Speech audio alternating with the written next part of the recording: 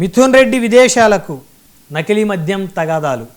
ఈ నకిలీ మద్యం అనేది మదనపల్లిలో పట్టుబడిన దగ్గర ములకల చెరువు కదా, ఆ పట్టుబడిన మద్యం అందులో జయచంద్రారెడ్డి, ఇంకొక నాయుడు, అవును, ఇంకా కొంతమంది అరెస్ట్ అయ్యారు, సురేంద్ర నాయుడు.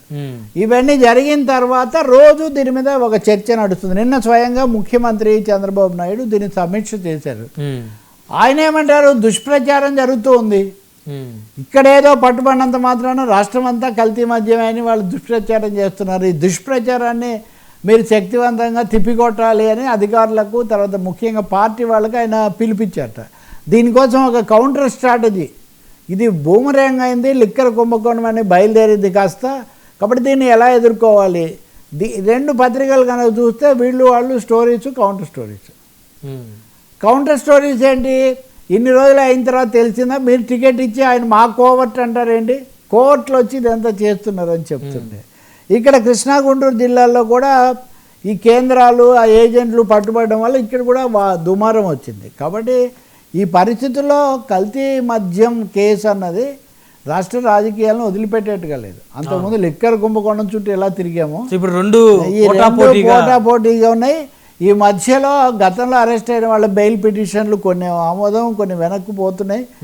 ఈ వెనక్కు పోతున్న వాటిలో నిన్న కూడా కొంతమంది మళ్ళీ ఇంకా విచారిస్తామని వాళ్ళు చెప్పారు.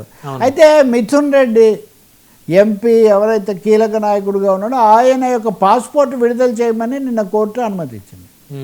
ఎందుకు అది కూడా చూడాలి. ఆయన ఎంపీగా విదేశాలకు ఒక ప్రతినిధి వర్గంలో ఆయన ఉన్నాడు. అవును సార్, కేంద్రం ఏం ఆలోచిస్తుంది, బీజేపీ మరి కేసులో నిందితుడిగా ఉండి బెయిల్ మీద బయటకు వచ్చిన ఇవన్నీ తెలిసినవే కదా, బహిరంగ విషయాలే.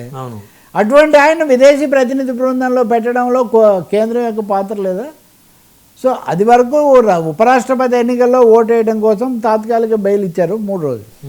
ఇప్పుడు విదేశాలకు వెళ్ళడానికి పాస్పోర్ట్ రిలీజ్ చేయండి, ఎలాంటి ఆంక్షలు పెట్టకండి అన్నారు, ఆయన విడుదల చేశారు. సో మిథున్ రెడ్డి బయటకు వచ్చి ఇది అంతా పెద్ద మోసం, కల్తీ కుంభకోణం, దీన్ని బట్టి మీకు తెలుస్తుంది కదా, వాళ్లే రింగ్గా ఏర్పడి, సిండికేట్గా ఏర్పడి వాళ్లే దీన్ని ప్రభావితం చేశారంటే Mithun Reddy is not only back, he's making an attack, back and attack అన్న పద్ధతిలో ఈ పరిస్థితి వచ్చింది.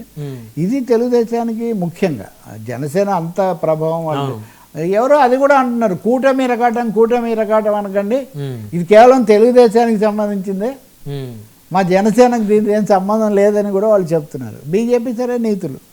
మరొక బిగ్ బ్రేకింగ్ నడుస్తోంది సార్.